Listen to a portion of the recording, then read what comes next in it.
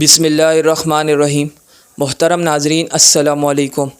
ناظرین، کبھی آپ نے سوچا ہے کہ دنیا میں اللہ تعالیٰ نے 1,24,000 انبیاء کرام علیہ السلام بھیجے، لیکن قرآن مجید میں صرف 25 انبیاء کے نام ہی محفوظ کیوں رکھے گئے؟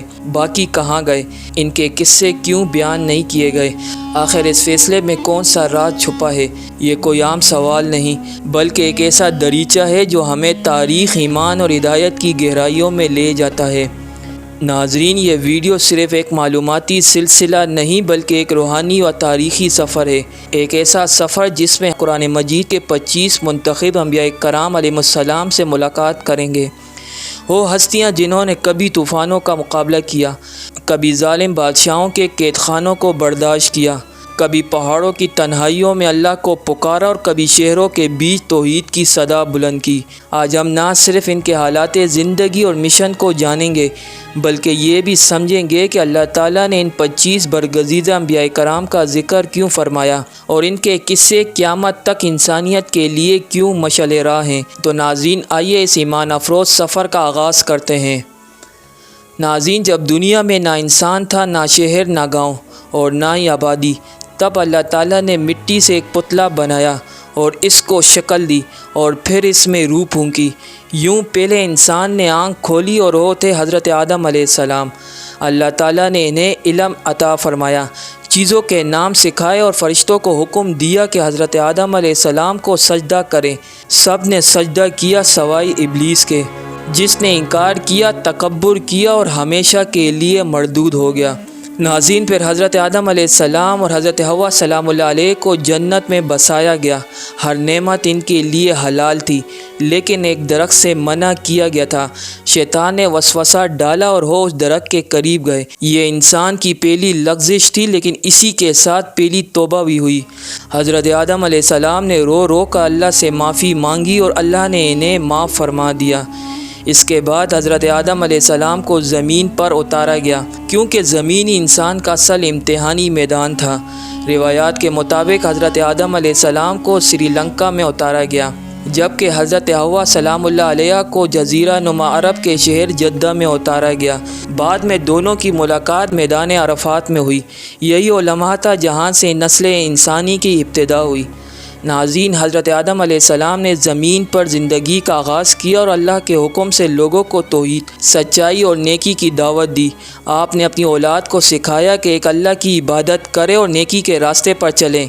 حضرت آدم علیہ السلام کی زندگی ہمیں یہ سبق دیتی ہے کہ انسان سے خطا ہو سکتی ہے، لیکن توبہ کے ذریعے وہ اللہ کا پیارا بندہ بن سکتا ہے، اور یہی انسان کی اصل پہچان ہے، بندگی، توبہ اور اطاعت۔ ناظرین، حضرت آدم علیہ السلام نے طویل عمر پائی اور ان کے بعد اللہ تعالیٰ نے نبوت کا سلسلہ انہی کی اولاد میں جاری رکھا۔ اس سلسلے میں قرآن مجید میں جس دوسرے نبی کا ذکر آیا ہے وہ ہیں حضرت ادریس علیہ السلام۔ کہا جاتا ہے کہ حضرت آدم علیہ السلام کے وصال کے بعد نبوت کا چراغ انہی کے ہاتھوں میں آیا۔ ناظرین، قرآن مجید میں حضرت ادریس علیہ السلام کا 2 مرتبہ ذکر ہوا ہے، ایک بار سورہ مریم میں اور دوسری بار سورہ انبیاء میں، جہاں انہیں سچا نبی، صابر اور بلند مقام والا قرار دیا گیا ہے۔ بعض کتب میں حضرت ادریس علیہ السلام کا اصل نام اخنوخ بتایا گیا ہے۔ ان کا شجرہ نسب حضرت آدم علیہ السلام سے چند پشتوں کے فاصلے پر جا ملتا ہے، اور روایت ہے کہ حضرت نوح علیہ السلام کے پردادا تھے۔ ناظرین، حضرت ادریس علیہ السلام کو اللہ نے صرف نبوت ہی نہیں دی بلکہ علم و حکمت کی خاص دولت سے بھی نوازا۔ روایت کے مطابق وہ پہلے انسان تھے جنہوں نے قلم کے ذریعے لکھنے کا فن سیکھا۔ آپ نے لباس سینے کا طریقہ ایجاد کیا، علم نجوم، فلکیات، وقت کی تقسیم اور حساب کی بنیاد رکھی اور انسانوں کو تہذیب و عبادت کا درس دیا۔ آپ کی شخصیت نہایت پرسکون، عبادت گزار اور بصیرت والی تھی۔ آپ کے دور میں لوگوں نے علم، عقل اور نیکی کی طرف رجوع کیا۔ آپ مسلسل اپنی قوم کو دعوت دیتے رہے، بغیر تھکے اور بغیر رکے۔ مگر سب سے حیرت انگیز واقعہ ان کی زندگی کا وہ تھا جس نے انہیں دوسرے انبیاء سے ممتاز کر دیا، اور وہ تھا زندہ آسمانوں کی طرف اٹھا لیا جانا۔ روایت ہے کہ حضرت ادریس علیہ السلام نے ایک دن فرشتے سے درخواست کی کہ وہ اللہ تعالیٰ سے ان کی عمر بڑھانے کی سفارش کریں تاکہ وہ مزید نیک عمل کر سکیں۔ فرشتہ انہیں آسمان کی طرف لے گیا اور جب وہ چوتھے آسمان پر پہنچے تو اللہ تعالیٰ نے انہیں وہیں بلند مقام پر ٹھہرا دیا۔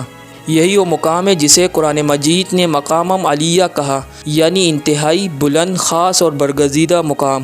یہ صرف جسمانی بلندی نہ تھی بلکہ اس کردار، تقوی اور علم کی پہچان تھی جو حضرت ادریس علیہ السلام نے اپنی زندگی میں پیش کیا۔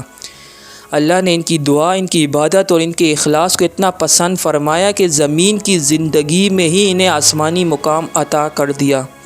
ناظرین، ان کی نبوت ہمیں یہ سبق دیتی ہے کہ اگر کوئی بندہ علم، عمل اور نیت میں خالص ہو جائے تو اللہ کے نزدیک زمین پر بھی معزز ہوتا ہے اور آسمانوں پر بھی بلند۔ ناظرین، اب نبوت کی یہ روشنی آگے بڑھنے والی ہے، ایک ایسی قوم کی طرف جو سرکشی میں حد سے گزر چکی تھی، جن کے دل سخت ہو چکے تھے اور جنہیں سمجھانے والا نبی تھا حضرت نوح علیہ السلام۔ ہو نبی جنہوں نے صدیوں تک ایک ہی بات دہراتے ہوئے زندگی گزار دی، اللہ کی طرف لوٹ آؤ ورنہ طوفان آ جائے گا۔ لیکن قوم نے ان کی بات نہ سنی، نہ دل بدلے، نہ چہرے جھکے، بلکہ انہوں نے حضرت نوح علیہ السلام کا مذاق اڑانا شروع کر دیا۔ وہ کہتے، یہ بوڑھا ہمیں کیا سمجھائے گا، ہم تو اپنے آباء و اجداد کے دین پر ہی قائم رہیں گے۔ لیکن ناظرین، ایک نبی کا کام ہار ماننا نہیں۔ حضرت نوح علیہ السلام ڈٹے رہے، دن رات لوگوں کو سمجھاتے رہے کہ اللہ ایک ہے، اسی کی عبادت کرو اور اسی سے ڈرو۔ مگر حضرت نوح علیہ السلام رکے نہیں، 950 سال تک وہ مسلسل اللہ کی طرف بلاتے رہے، کبھی نرمی سے، کبھی درد سے، کبھی دعا کے ذریعے، کبھی آنسوؤں کے ساتھ۔ جب قوم نے ہر طریقے سے انکار کیا اور زمین ظلم، گناہوں اور کفر سے بھر گئی تو حضرت نوح علیہ السلام نے اللہ کے حضور دعا کی، اے پروردگار، ان منکروں پر زمین کو تنگ کر دے۔ اللہ نے ان کی دعا قبول کی اور حکم دیا کہ ایک عظیم طوفان آنے والا ہے۔ حضرت نوح علیہ السلام کو کشتی بنانے کا حکم ملا، وہ کشتی تیار کرنے لگے۔ انہوں نے حضرت نوح علیہ السلام کا مذاق اڑانا شروع کر دیا، دیکھو یہ پیغمبر بیابان میں کشتی بنا رہا ہے۔ مگر ناظرین، جس بات پر وہ ہنس رہے تھے وہی ان کی ہلاکت کا سبب بننے والی تھی۔ کشتی تیار ہو گئی۔ اللہ کے حکم سے حضرت نوح علیہ السلام نے اہل ایمان اور ہر جانور کے جوڑے اس کشتی میں سوار کیے۔ پھر اچانک آسمان سے بارش کا طوفان برسنے لگا، زمین نے چشمے ابلنے شروع کر دیے، پانی کا سیلاب پوری دنیا میں پھیل گیا، پہاڑ بھی ڈوب گئے، مگر وہ کشتی ایک پہاڑ پر جا ٹھہری۔ قرآن مجید کے مطابق وہ جگہ جودی کا پہاڑ ہے۔ یوں اللہ رب العزت نے حضرت نوح علیہ السلام اور ان کے ساتھیوں کو بچا لیا اور منکرین اپنی ہٹ دھرمی کی وجہ سے ہمیشہ کے لیے غرق کر دیے گئے۔ ناظرین، حضرت نوح علیہ السلام کی زندگی ہمیں یہ سبق دیتی ہے کہ صبر کبھی ضائع نہیں جاتا۔ ایمان والوں کو اللہ ضرور بچاتا ہے اور حق کے خلاف کھڑے ہونے والے کتنے ہی بڑے ہوں، آخرکار مٹا دیے جاتے ہیں۔ جب پانی تھما اور زمین نے سکون پایا تو نبوت کا قافلہ ایک اور قوم کی طرف بڑھا، ایسی قوم جسے اپنی طاقت، اپنے جسموں، اپنی بستیوں اور اپنی اونچی اونچی عمارتوں پر ناز تھا۔ ان کے درمیان اللہ نے ایک نبی کو بھیجا جو تنہا تھا لیکن ایمان سے بھرا ہوا تھا۔ جی ہاں ناظرین، اب ہم ذکر کریں گے حضرت ہود علیہ السلام کا، جو قوم عاد کی طرف مبعوث کیے گئے۔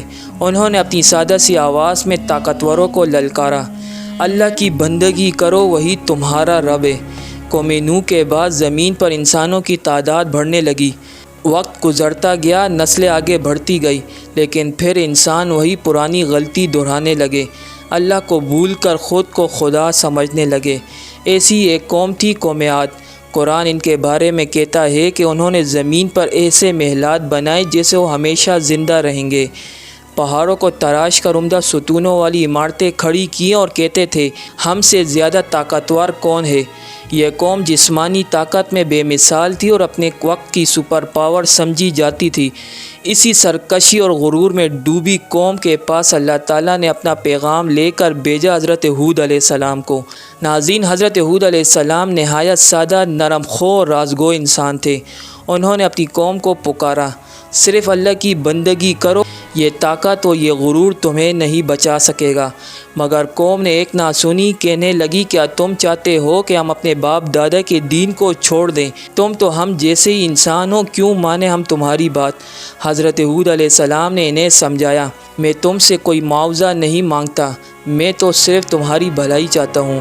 لیکن وہ ضد پر قائم رہے اور کہنے لگے، اگر واقعی تم سچے ہو تو لے آؤ وہ عذاب جس کی ہمیں دھمکی دیتے ہو۔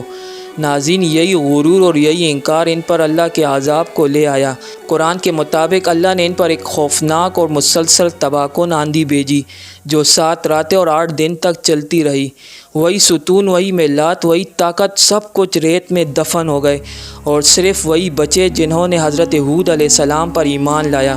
ناظرین، حضرت ہود علیہ السلام کی دعوت ہمیں یہ سکھاتی ہے کہ طاقت، غرور و عمارتیں سب فانی ہیں، باقی رہتی ہے تو صرف وہ آواز جو اللہ کے دین کے لیے بلند کی جائے۔ ناظرین، یہ نبوت کی آواز ایک اور قوم کے دروازے پر جا رہی تھی، ایسی قوم جو پہاڑوں میں گھر بناتی تھی اور کہتی تھی کہ ہم زمین کے سب سے معذب لوگ ہیں۔ اگلے نبی ہوتے جنہیں اللہ نے ایک اونٹنی کے ذریعے اپنی قوم کو آزمانے کے لیے بھیجا۔ یہ نبی تھے حضرت صالح علیہ السلام۔ ان کا ذکر قرآن مجید میں 9 مقامات پر آیا ہے۔ ناظرین، حضرت صالح علیہ السلام قوم سمود کے فرد تھے۔ پیدائشی ذہین، نیک اور اپنی قوم میں ممتاز سمجھے جاتے تھے، لیکن جب انہوں نے توحید کا پیغام دیا تو وہی قوم جس پر کل تک انہیں فخر تھا آج انہیں جھٹلانے لگی۔ قوم سمود زمین پر تعمیرات کی ماہر تھی، وہ پہاڑوں کو تراش کر محلات بناتے، ایسی عمارتیں جن کے بارے میں کہتے تھے کہ ہم یہاں ہمیشہ رہیں گے، مگر ان کے دل سخت تھے۔ حضرت صالح علیہ السلام نے اپنی قوم کو اللہ کی طرف بلایا اور فرمایا، اسی نے تمہیں زمین پر بسایا ہے، اسی نے یہ پہاڑ تمہارے لیے نرم کیے ہیں، اس کے سوا کوئی معبود نہیں۔ لیکن قوم نے ان کی بات کا مذاق اڑایا اور چیلنج دیا، اگر تم واقعی اللہ کے رسول ہو تو ہمارے سامنے پہاڑ میں سے ایک زندہ اونٹنی نکال کر دکھاؤ۔ حضرت صالح علیہ السلام نے اللہ سے دعا کی، پھر وہ منظر آیا جب ایک چٹان پھٹی اور اس میں سے ایک زندہ اور غیر معمولی اونٹنی نمودار ہوئی۔ قوم حیران رہ گئی، مگر منکروں کے دل پھر بھی نرم نہ ہوئے۔ حضرت صالح علیہ السلام نے فرمایا، یہ اللہ کی نشانی ہے، اسے ایذا نہ دینا ورنہ عذاب آ جائے گا۔ یہ اونٹنی ایک دن پانی پیے گی اور ایک دن تم سب۔ کچھ دن گزرے لیکن آخرکار قوم سمود نے وہی کیا جس سے اللہ نے روکا تھا، انہوں نے اونٹنی کو قتل کر دیا۔ ناظرین، حضرت صالح علیہ السلام کا دل دہل گیا۔ آپ نے فرمایا، اب تمہارے پاس صرف 3 دن کی مہلت ہے، پھر عذاب آئے گا۔ اور پھر وہی ہوا، زمین لرز اٹھی، ایک ہولناک چیخ نے ان کے غرور سے بنے محلات کو ریت میں بدل ڈالا۔ وہ قوم جو اپنے آپ کو معزز و طاقتور سمجھتی تھی عبرت کا نشان بن گئی، اور حضرت صالح علیہ السلام ایمان لانے والوں کو ساتھ لے کر نکل گئے۔ ناظرین، ان کی زندگی ہمیں یہ سبق دیتی ہے کہ اگر اللہ کی نشانی دل کو نہ ہلا سکے تو وہ نشانی زمین کو ضرور ہلا دیتی ہے۔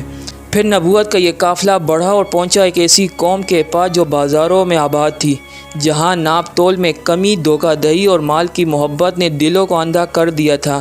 یہ تھے حضرت شعیب علیہ السلام۔ قرآن مجید میں ان کا ذکر 11 مرتبہ آیا ہے۔ آپ کو خطیب الانبیاء یعنی انبیاء کا خطیب بھی کہا جاتا ہے، کیونکہ آپ کا انداز بیان نہایت بلیغ اور عقل کو چھو لینے والا تھا۔ اللہ تعالیٰ نے انہیں مدائن کی قوم کی طرف بھیجا۔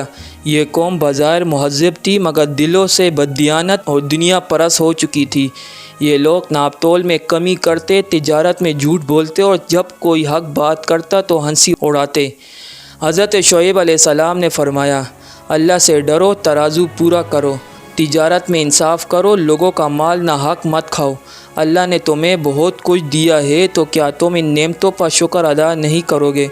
لیکن قوم مدائن کا جواب وہی پرانا تھا، اے شعیب، کیا تمہاری نماز تمہیں یہ سکھاتی ہے کہ ہم اپنے مال میں اپنی مرضی نہ کریں؟ پھر انہوں نے دھمکی دی، ہم تمہیں اپنے شہر سے نکال دیں گے یا پھر تمہیں ہمارے دین پر واپس آنا ہوگا۔ حضرت شعیب علیہ السلام نے نہایت نرمی سے جواب دیا، اگر میں واپس چلا گیا تو اللہ کا عذاب نازل ہو جائے گا اور تمہیں معلوم بھی نہیں کہ تم کس گمراہی کی دعوت دے رہے ہو۔ انہوں نے دن رات سمجھایا مگر دلوں پر قفل لگ چکے تھے۔ پھر اللہ کا فیصلہ آن پہنچا، ایک ہولناک زلزلہ آیا جس نے پوری بستی کو لرزا دیا، اور وہ لوگ جو ناپ تول میں خیانت کرتے تھے اب خود زمین کے نیچے برابر ہو چکے تھے۔ حضرت شعیب علیہ السلام اور ایمان لانے والے اللہ کے حکم سے محفوظ رہے اور بستی چھوڑ کر نکل گئے۔ ناظرین، ان کی زندگی ہمیں یہ سکھاتی ہے کہ دیانتداری صرف تجارت کا اصول نہیں بلکہ ایمان کا حصہ ہے، اور جب کوئی قوم ناپ تول میں خیانت کرتی ہے تو اللہ کا میزان اسے سیدھا کر دیتا ہے، چاہے سزا کے ذریعے ہی کیوں نہ ہو۔ ناظرین، نبوت کا یہ قافلہ پہنچ رہا ہے ایسے 2 شہروں کی بستی میں جہاں گناہ نے سرعام چادر اوڑھ لی تھی، جہاں شرم بک گئی تھی اور بدعمالی کو قانون بنا دیا گیا تھا۔ یہ وہ بستی تھی جس پر آسمان بھی رویا اور زمین بھی کانپی۔ پھر اللہ تعالیٰ نے ایک ایسے نبی کو بھیجا جو حضرت ابراہیم علیہ السلام کے بھانجے تھے، مگر غیرت ایمان میں کسی بڑے سے کم نہ تھے۔ یہ تھے حضرت لوط علیہ السلام، جن کا ذکر قرآن مجید میں 27 مرتبہ آیا ہے۔ حضرت لوط علیہ السلام حضرت ابراہیم علیہ السلام کے بھانجے اور ان پر ایمان لانے والوں میں سے تھے۔ اللہ تعالیٰ نے انہیں ایک ایسی قوم کی طرف نبی بنا کر بھیجا جو ایک عظیم فتنے میں مبتلا تھی۔ یہ قوم تھی قوم سدوم۔ یہ وہ قوم تھی جس نے ایسا گناہ ایجاد کیا جو اس سے پہلے دنیا میں کسی قوم نے نہیں کیا تھا۔ مرد مردوں کے ساتھ بدفعلی کرتے اور اس گناہ کو فخر سے انجام دیتے۔ حضرت لوط علیہ السلام نے نہایت نرمی سے سمجھایا، کیا تم ایسی بے حیائی کرتے ہو جو تم سے پہلے کسی نے نہیں کی؟ کیا تم عورتوں کو چھوڑ کر مردوں سے خواہش پوری کرتے ہو؟ کیا تم عقل سے کام نہیں لیتے؟ مگر قوم نے کہا، اے لوط، اگر تم باز نہ آئے تو ہم تمہیں اپنے شہر سے نکال دیں گے۔ حضرت لوط علیہ السلام نے دعا کی، اے اللہ، ان فاسق و فاجر لوگوں کے مقابلے میں میری مدد فرما۔ پھر وہ لمحہ آیا جس نے پوری بستی کو لپیٹ کر رکھ دیا۔ فرشتے حضرت لوط علیہ السلام کے گھر آئے۔ انہوں نے حضرت لوط علیہ السلام اور ان کے ماننے والوں کو راتوں رات نکال دیا، اور جب سورج طلوع ہوا تو آسمان سے پتھروں کی ایسی بارش برسی جس نے پوری قوم کو نیست و نابود کر دیا۔ ناظرین، قرآن مجید کہتا ہے کہ وہ بستیاں الٹ دی گئی اور ان پر ایسی بارش برسائی گئی جو لیے نشان عبرت بن گئی۔ حضرت لوط علیہ السلام کی زندگی ہمیں یہ سکھاتی ہے کہ جب گناہ کو قانون بنا لیا جائے تو اللہ کا انصاف دیر نہیں کرتا، اور جو پاکیزگی، غیرت اور حق پر ڈٹا رہے وہی اللہ کا سچا بندہ ہے۔ ناظرین، اب چلتے ہیں اس نبی کی طرف جنہیں دنیا کے 3 بڑے مذاہب اسلام، عیسائیت اور یہودیت مشترکہ طور پر اپنا پیشوا مانتے ہیں، جنہیں خلیل اللہ یعنی اللہ کا دوست کہا گیا، جنہوں نے ہر آزمائش میں سرخرو ہو کر دکھایا۔ ناظرین، حضرت ابراہیم علیہ السلام کا ذکر قرآن مجید میں 69 مرتبہ آیا ہے۔ ان کی پوری زندگی توحید کے لیے جدوجہد تھی۔ کبھی بت شکن بنے، کبھی بادشاہ کے سامنے ڈٹے رہے، کبھی آگ میں ڈالے گئے، مگر ایمان متزلزل نہ ہوا۔ اللہ تعالیٰ نے ان سے وہ قربانی مانگی جسے سن کر دل کانپ جائے۔